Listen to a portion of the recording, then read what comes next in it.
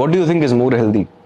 Over a period of time, छोटा मोटा frustration, गुस्सा, चिड़चिड़ निकालना, या फिर बहुत लंबे समय तक you suppress it thinking that you are mature, but एक समय ऐसा आता है when you are under so much stress and tension कि वो फूट के निकलता है और वो इतना बड़ा हो जाता है that you are unable to control it. Which of these two options will you go for?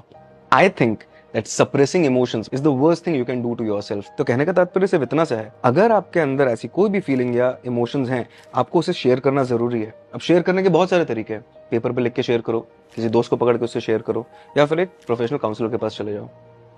इन सब का मुद्दा एक ही है. You need to express your emotions and feelings, which will lead you to be a better person. और by the way, इसको बोलते हैं emotional intelligence.